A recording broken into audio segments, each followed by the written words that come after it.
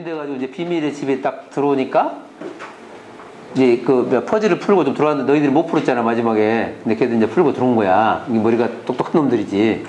들어와서 보니까 이렇게 정광칸 퍼즐이 있어 이게. 근데 이걸 정광칸 퍼즐은 여기 누르면 켜지고 또 누르면 꺼지고 이렇게 되는 거야. 한 번 터치를 하면 켜진 건 꺼지고 꺼진 것은 다시 켜지고 이렇게 하는 거야. 그래서 둥어를 성립하게 만드는 거지. 거기 와서 보니까 두 개를 이렇게 쭉 해서 넘어왔는데 이제 앞에 있는 문제들은 쉬워. 근데 여기는 좀 어렵게 나뉘어놨지. 이런 걸 통해서 이제 너희들이 이제 추리를 한다든가 그런 퍼즐을 풀면서 이제 머리가 좋아지는 거지. 그러니까 수학 공부도 한번 겸사겸사 해서. 그럼 여기서는 조한 결합 법칙과 정확하고 신속한 계산을 하는데 이거는 앞으로도 계속 쓰는 거야. 영원히 쓰는 거지. 이걸 빨리 잘해야지 정확하고 신속하게 풀어야지만이 노는 시간이 많아질 거 아니야? 똑같은 걸 빨리 풀고. 그러면 이제 우선 보면 너희들은 이제 금방 알겠지만 이 문제를 촥 이렇게 보자마자 내가 이렇게 쓰면은 너희들은 맞아. 그래 금방 아는데 다른 사람들은 딱 보면 선생님 외우셨군요. 이렇게 대부분 그래. 외운 게 아니고 이런 문제들은 원래 어떻게 한다 그랬지? 원칙은 어떻게 해야 돼? 원칙은 순서대로 푸는 거야. 곱하기하고 나누기가 있으면. 그래서 이렇게 곱하는 순간 아이고 머리야 이렇게 하잖아. 그러니까 수학 공부하기 싫지. 그래서 우리가 쓰고 있는 것은 일장에서 배웠죠. 몇 진법? 10진법이니까 항상 10진법은 10은 2 곱하기 5니까 2하고 5가 만나는 순간 아주 즐거워야 돼. 딱 동그라미를 만들어야 되니까. 그래서 2가 몇 번 있는지 5가 몇 번 있는지를 봐서 그걸 곱해서 0을 일단 만든 다음에 나머지를 계산해야 돼.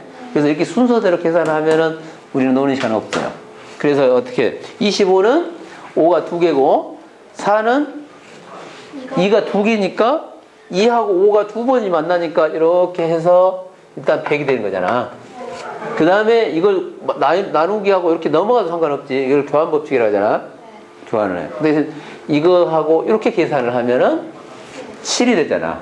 그래서 이것은 이렇게 계산하는 것 같아. 25 곱하기 4 곱하기 14 나누기 2 해서 이게 7이니까 7, 100이니까 이렇게 계산을 하는 게 이제 여기 나와 있는 이렇게 해서 나오는 취지야. 공부하는 취지가. 이거 빨리 어떻게 쓰면 정확하고 신속하게 풀 거냐.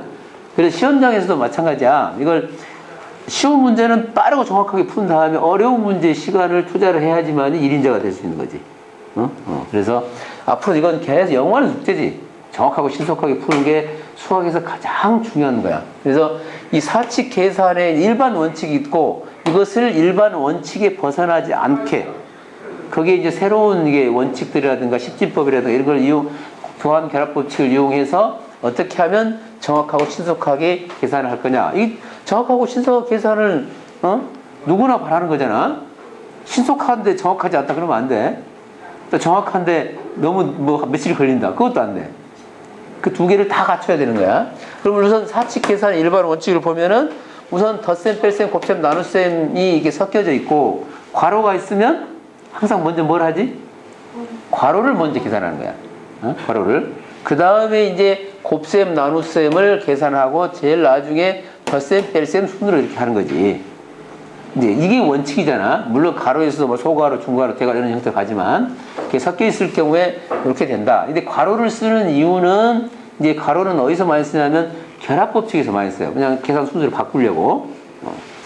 그리고 곱셈, 나눗셈끼리 되어 있는데 이게 섞여져 있다. 그럼 이것도 왼쪽부터 차례로 이렇게 하는 게 원칙이야. 그리고 덧셈, 뺄셈도 섞여 있는 경우에도 왼쪽부터 차례로 하는 게 이게 이제 대원칙인데 별 일이 없으면 이렇게 하는데 더 정확하고 신속하게 하려면 이제 새로운 것들을 새로운 것도 없어. 이거 뭐 금방 할 수 있는 거야 이거. 보면 이제 우선 정확하고 신속한 계산이 왜 필요하느냐. 수학에서 정확하고 신속한 것은 전제 조건이야. 이렇게 하지 않으면 다른 공부를 할 수가 없으니까. 그래서 아무리 뛰어난 능력을 가졌더라도 계산이 부정확하면은 내가 이거 머리가 나쁜가 뭐 이러잖아. 또는 속도가 느리면 또 안 돼. 두 개의 요건을 다 갖춰야 된다는 거지. 그래서 계산이 정확하고 신속한 것은 수학 계산법 이 수학의 계산 법칙과 십진법을 이용해서 하면은 아주 쉽게 풀려요. 근데 이걸 모르고 그냥 죽어라고 노동만 하고 있으면 안 되지. 그래서 계산을 순서대로 하면 시간이 많이 걸리고 또 복잡하고 또 정확성이 또 떨어져. 시간 많이 들다 보면 또 에너지가 탕진이 돼. 그러다 보면 다른 어려운 문제 풀 때 이게 힘이 딸려서 또 안 풀리는 거야. 그래서 공부를 잘하는 사람은 또 이게 저기 에너지도 많이 필요한 거야. 그리고 곱셈, 그래서 덧셈, 곱셈의 교환, 결합 법칙과 십진법 원리를 이용해서 이 간단한 것은 별 의미가 이게 사용이 별로 필요 없잖아. 근데 좀 어렵고 복잡한 부분은 이걸 하지 않으면 안 되는 거야, 이게. 알았지? 그래서, 그 다음에 2번, 교환 법칙을, 뭐냐면 위치를 바꾸는 거야, 위치를. 교환 법칙, 위치를 바꾸는 건데, 교환 법칙에는 덧셈의 교환 법칙이고, 곱셈의 교환 법칙이 있어. 두 가지. 덧셈의 교환이라는 것은 말 자체, 여기 말 써있잖아. 교환하다. 바꾸다 이런 거잖아. 물물 교환할 때. 그래서 한문을 잘 해야 한다고. 교환은 위치를 바꾸는 거야. 위치를 바꾸면 좌우를 서로 바꾸어도 두 수의 합은 변하지 않지. 예를 들어서 2 더하기 3은 3 더하기 2. 이처럼 두 개를 이렇게 순서를 바꿔도. 그런데 이게 설명을 할 때는 문자로 이렇게 설명을 항상 해야 돼. 이론을 설명할 때는 문자로 하는 이유가 뭐냐면 이 문자가 숫자를 다 대표하는 거기 때문에. 그래서 항상 증명이라든가 어떤 것을 이론을 설명할 때는 문자로 해야 되는 거야. 숫자로 하면 하나의 예야, 이건 하나의 예. 그다음에 곱셈의 교환 법칙도 마찬가지. 곱하기인데 2 곱하기 3이나 3 곱하기 2가 같으니까 이것을 문자로 쓰면 이렇게. 곱셈 나누, 그 대신 덧셈하고 뺄셈의 교환 법칙은 성립하는데 뭐가 성립하지 않는다? 뺄셈과 나눗셈의 교환 법칙은 성립하지 않아요.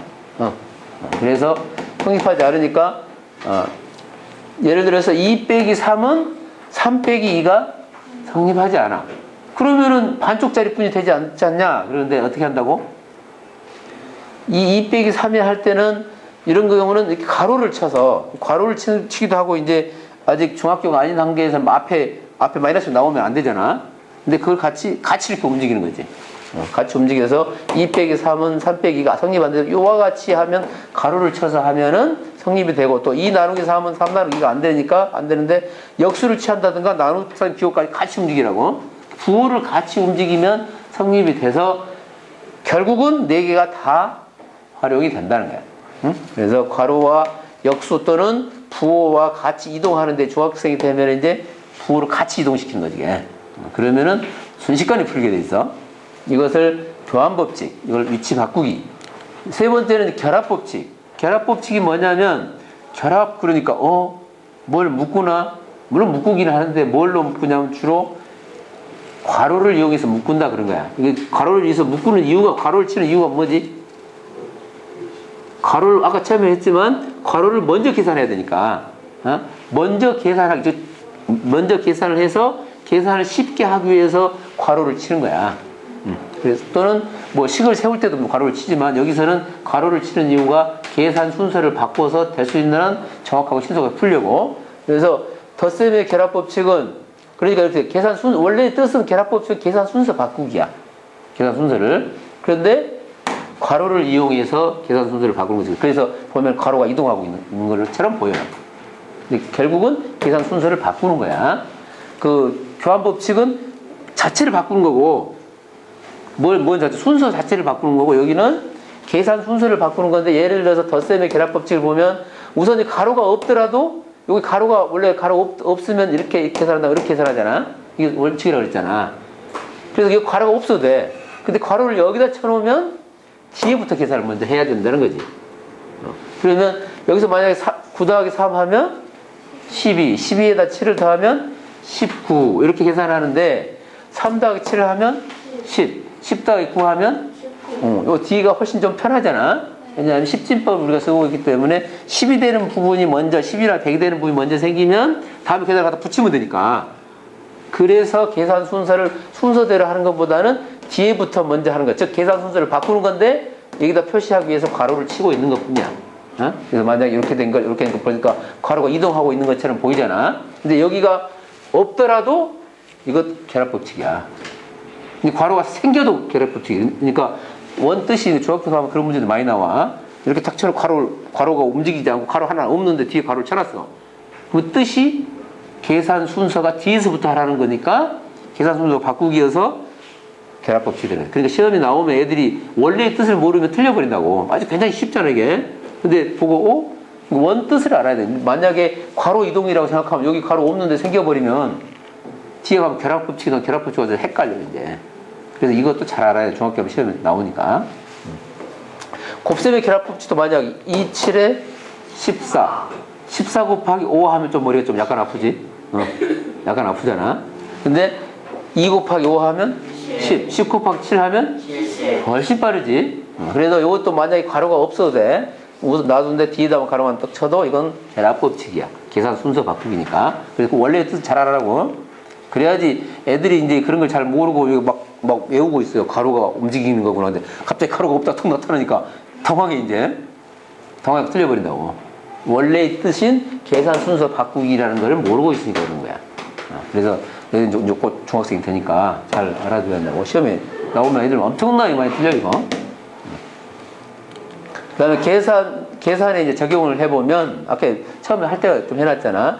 십진법의 원리와 덧셈, 곱셈의 교환법칙, 결합법칙을 금방 배운 것처럼 이용을 하면 계산이 아주 쉽게 되는데, 우선 덧셈에서 보면 합이 10, 100, 1000 이렇게 되는 거예요. 이건 원칙적으로 우리가 십진법이면서 위치가 바뀌는 거잖아요. 우리가 위치적 십진 기술법이라고 그래. 위치가 바뀌기 때문에 이 바뀌는 부분을 먼저 계산하고 그 다음에 더하면 아주 쉬워지는 거야.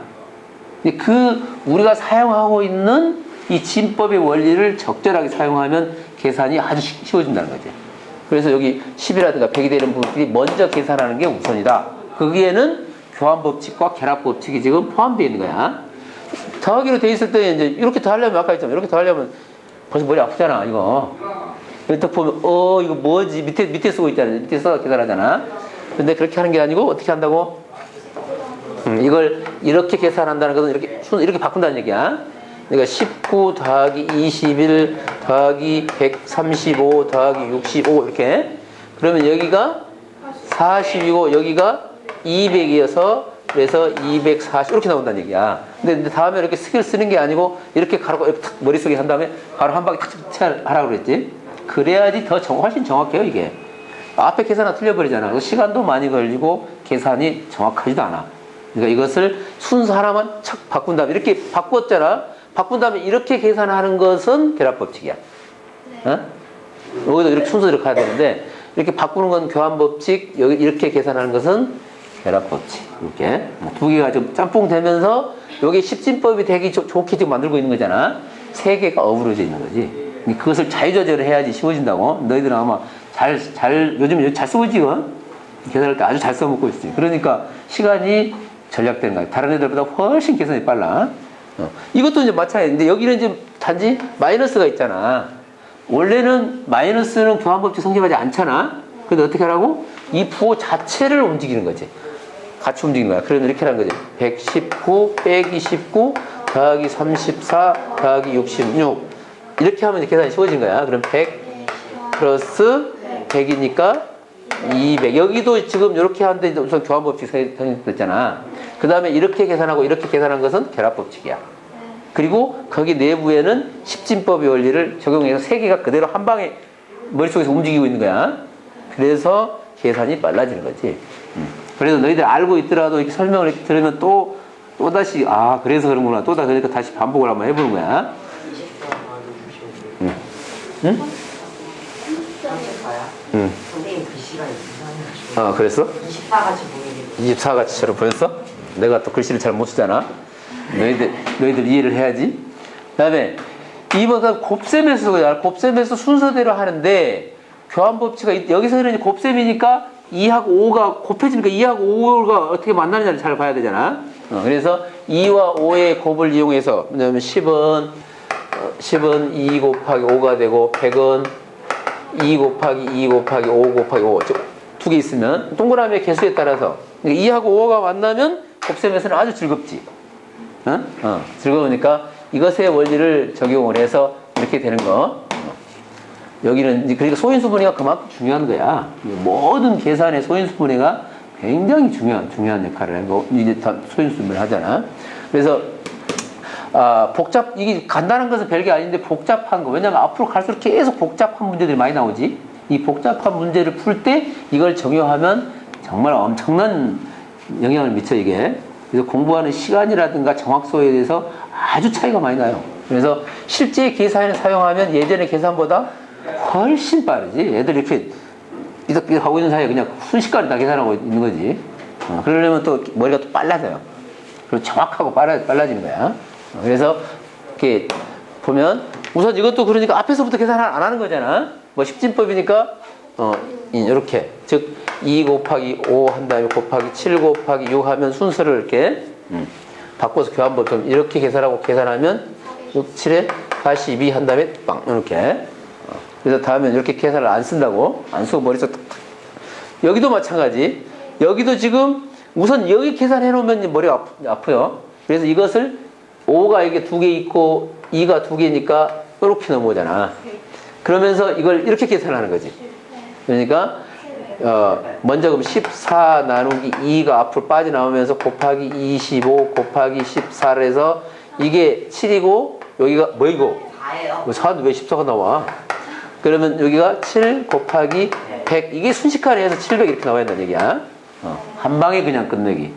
너희들이 워낙 연습을 많이 해서 지금은 이런 거 보면 뭐 이렇게 안 하는 놈 이상한 사람으로 보이잖아. 이거 안 하는 사람이 처음에 너희들 왔을 때 이거 보면서 좀 신기하다고 생각하는 애들이 많아. 왜냐면 이렇게 안 하고 그냥 쭉 계산을 이렇게 원칙만 고집하고 있으니까. 원칙만 고집하고 그게 또 원칙이지만 더 빨리 푸는 또 다른 원칙이 있는 거야.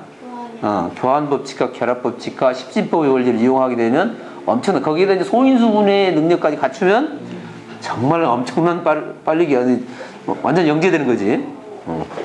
지금이야 너희들이야 뭐 다 이런 것쯤이야 뭐 쉽게 하는데 다른 애들 이거 보면은 엄청나게 신기해. 처음에 오자마자 이거 보면 와 저기 있었구나 이래. 많이 놀래잖아.